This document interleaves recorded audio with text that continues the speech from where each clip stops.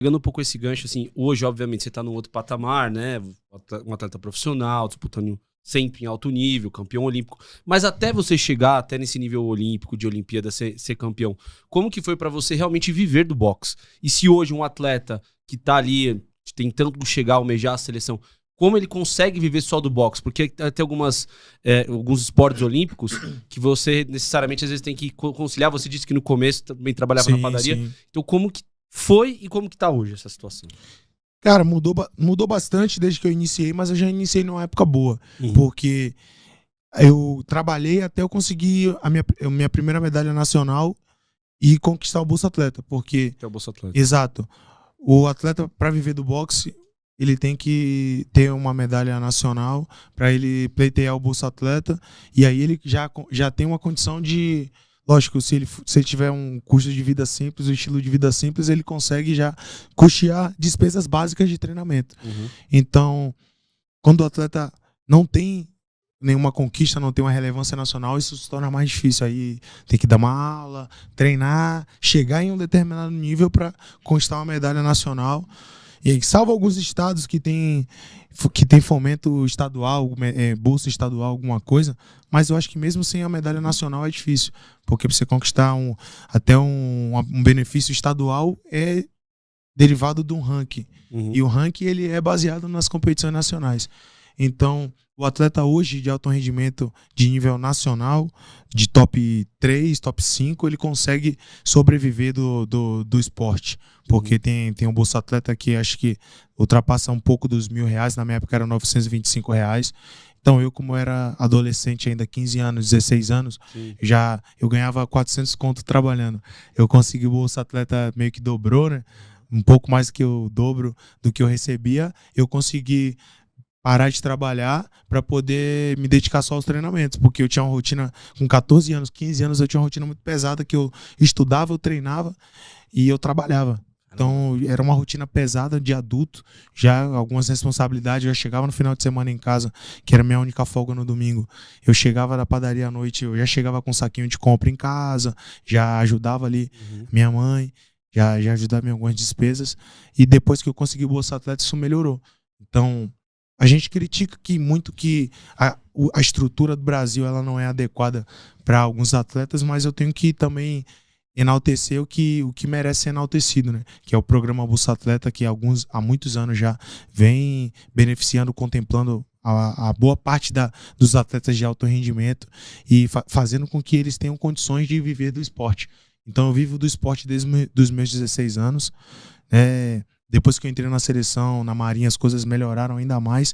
Eu acabei mudando de nível. E quando eu cheguei na Olimpíada, eu já não tinha mais o que reclamar, cara. Eu vivia do esporte, eu ganhava mais do que muito pai de família, que vive por aí, sustenta a família, faz mágica, vende almoço para pagar a janta. Então, a nata dos atletas no Brasil, acho que tem muito discurso de inferioridade. A estrutura, de fato, a infraestrutura, ela não é adequada. Porque, principalmente nos esportes que são mais pobres, né? O boxe, que é um esporte de gueto, não tem uma estrutura inicial para o atleta chegar no nível nacional alto. Então a iniciação ela é difícil, mas quando o atleta atinge determinado nível, se torna um pouco mais fácil. Mas esse benefício também ele é setorizado, é só para o atleta, não é para um treinador, não é para o projeto social. É o que mais faz falta no Brasil. Às vezes o projeto que o atleta é oriundo, o treinador banca, na maioria das vezes. Né? E no Brasil inteiro, eu falando especificamente do boxe, porque o boxe não tem clube. Não tem por exemplo, um Pinheiros, não tem um Sojipa igual tem no judô, Flamengo. Exato, um Flamengo que tem além do futebol, né? Que tem uma estrutura. Não, o boxe ele é de projeto social em sua grande maioria. Os atletas ali sobrevivem, disputam competições nacionais, estaduais primeiro, depois nacionais, até atingir determinado nível para ele se credenciar a esse benefício e aí sobreviver do esporte. Mas o seu treinador lá, ele ainda continua na mesma situação. Botando o bolso. Exato. Então esse é o maior problema do Brasil. Mas o atleta de alto nível, de alto rendimento, principalmente de nível olímpico, acho que na Olimpíada ali, cara, a maioria dos atletas não tem do que reclamar de financeiro, né? Eu acho que o problema maior são algumas modalidades que não tem estrutura de bancar custos operacionais. Por exemplo, a galera do Taekwondo, que eu conheço bastante, do wrestling, eles até ganham uma grana, mas eles gastam muito, porque eles bancam a própria viagem, bancam os treinamentos, mundial, né? Exato, bancam a hospedagem. Tudo que é operacional eles bancam. Multidisciplinar, né? Treinadores. Isso é caro. Preparador físico. Então isso é caro. No boxe, graças a Deus, a confederação hoje ela banca tudo. O Campeonato Brasileiro, ela só não banca o deslocamento, mas o Campeonato Brasileiro, os atletas inscritos, classificados, eles têm a hospedagem, têm a alimentação na cidade. Aí as federações, elas dão conta do transporte, de toda a logística, mas às vezes tem algumas federações que não conseguem o atleta banca, mas assim, acho que, cara, sei lá, 80% dos atletas olímpicos, ou não sei, talvez 90%, não tem do que reclamar. E algumas modalidades, pô, tem atleta da vela que aí não vai reclamar, né? Entendeu? De parte financeira. Uhum. Mas tem muito essa cultura de inferioridade, e o esporte isso. Mas, velho, não tem nenhum pobre coitado na Olimpíada. Cara, esse de é um atleta. ponto Não importante. tem Esse é um ponto coitado. importante. Não tem. Não dá pra chegar e ficar chorando miséria. A gente tem que brigar por melhorias. Claro. Se comparar com outros países, sim. Mas hoje o Brasil, se a gente olhar 20 anos atrás, os atletas vivem outra realidade, mano. Outra realidade. Então, em 2017, eu era da Marinha, eu tinha um salário da Confederação e eu tinha meu Bolsa Atleta. Então, porra, eu ganhava, sei lá, já chegava a ganhar quase 10 mil reais e eu tinha morava aqui em São Paulo, tinha casa, tinha alimentação, tudo paga. Então, eu conseguia ajudar minha família, conseguia ter uma condição boa de vida e ganhar mais do que muito pai de família, mano. Pai de família com 3 mil reais, sustentando dois filhos e tudo mais. Essa é a realidade do país, né? Cara, e aí você pode me corrigir, né? Às vezes, claro, a gente tende a colocar a régua muito perto ali do futebol, de repente do basquete, que é uma outra realidade e financeiramente também. Mas, cara, esse ponto que você disse, acho que é muito importante, porque realmente é pouco, a gente sabe que é pouco, pode melhorar e muito, tem um mar de oportunidades para melhorar, mas de fato isso ajuda muito os atletas a chegarem na Olimpíada. Claro. E lógico, mas eu tô falando de uma pequena parte que tá no alto nível, né? Que tá no alto rendimento. Eu sei que se existem, sei lá, 1.000 atletas no Brasil de alto rendimento, existem mais 10 mil que estão abaixo precisando chegar nesse nível. Então a melhoria do Brasil, ela tem que, principalmente, priorizar a base, a iniciação. Porque para aquele atleta ter o benefício, ele tem que ter o resultado antes. Então aí é que tá o maior problema. Mas quando ele chega no alto nível, cara, lógico, se eu for comparar com futebol, pô, não vou chegar nunca nesse nível. Porque aí fura a bolha, aí envolve paixão, sabe? A galera que consome pra caramba, é outro nível. Mas a gente tem que brigar por coisas básicas, né? Eu não posso me nivelar e falar, eu queria ir de voo fretado, é um absurdo. Igual eu já vi uma ex-ministra do esporte falando que era um absurdo a seleção feminina ir pra acho que a Copa do Mundo em voo comercial, que aquilo ali era desumano e tudo mais. Aí eu pensei, falei, ué, eu fui na Olimpíada de voo comercial, 1,87 m no meio, lá na econômica, toda apertada, e ninguém se importou, sabe? Então por que as meninas não podem, sabe? Eu não quero brigar por luxo, eu quero brigar por coisas básicas. Pô, se pra elas...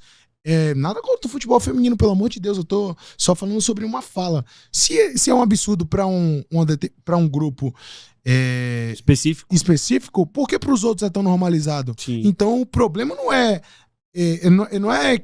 se ela falasse, é a mesma confederação tá pondo as meninas pra irem de comercial enquanto o masculino vai de fretado, porra, muito válido essa... válida. Exatamente, porque se trata da mesma confederação e a mesma verba. Mesma modalidade. Exato. Mas se eu tô falando de uma atitude que é absurda pra um grupo e pra todos 1 milhão de grupos, isso é normalizado? Pô, como que essa crítica vai ser aceita, entendeu? Como ela vai ser validada? E não entendida como, na minha opinião, como hipócrita, né? Soa muito hipócrita. Porque, pô, eu voltei de business depois da Olimpíada, mas porque eu era campeão olímpico, pô. E na hora do embarque eu fiquei ali. Tinha um monte de gente do Comitê Olímpico lá, fiquei largando aqueles cheiros e eu ganhei um brindezinho. Não. Ganhou uma medalha olímpica. E só um ponto que eu queria bater, e aí é um ponto legal. No UFC agora, recentemente, ele fez um grande complexo lá de alto rendimento que os atletas podem ir lá. O Apex.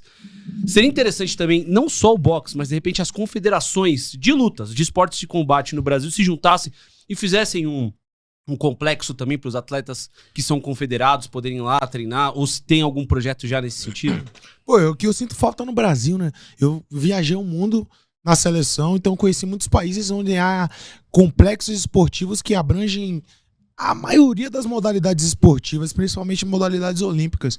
E os atletas têm estrutura, têm alojamento, têm alimentação, têm os melhores equipamentos, tem estrutura de alto rendimento mesmo. É o que eu sinto falta aqui no Brasil, que, como eu falei, é a estrutura de modo geral que não funciona. Então, se não, aqui não tem um centro, tem um centro olímpico, mas pra inglês ver, vamos ser sinceros. Entendeu? Não é uma parada que, o Brasil é gigantesco. Desenvolver o atleta, preparar o atleta. Principalmente nas principais capitais, devia ter ali nas 5 principais capitais do Brasil. E o Brasil é muito... Uma no norte, uma no nordeste. Exato. Ou na pior das hipóteses faz não só o eixo Rio-São Paulo, mas sei lá, divide em 3 subdivisões pra abranger, né? Como ele falou, exatamente, em cada região. Por exemplo, nos Estados Unidos. Uma do norte, uma do nordeste, do sudeste ou do sul. Para os atletas, por exemplo, do nordeste ali, se conseguirem, é bem mais fácil, sei lá, o cara tá em Natal, ir pra Bahia do que de repente vir pra São Paulo. Né? Exato, perfeito. Por exemplo, você citou o UFC, a ITT, que é a América Top Team. Pô, se você vê um complexo dos caras lá, é brincadeira. E é um negócio meio que privado, assim, sim, só pra eles ali. Imagine os Estados Unidos como um país com a potência que é, se quisesse fazer essa ideia. Sim. O Brasil também tem muita qualidade pra fazer, porque é um celeiro de atletas. E se ia ganhar muita medalha olímpica. E um detalhe que você tava falando, ganhei um brindezinho, né? E se você chegar lá e perde a medalha, tu ia ouvir do mesmo jeito. Indo de econômico ou não. Pois é. Então, assim, eu acho que faz sentido. A mesma proporção que você cobra o atleta, você também tem que dar subsídio para que ele possa atingir, né? Exato.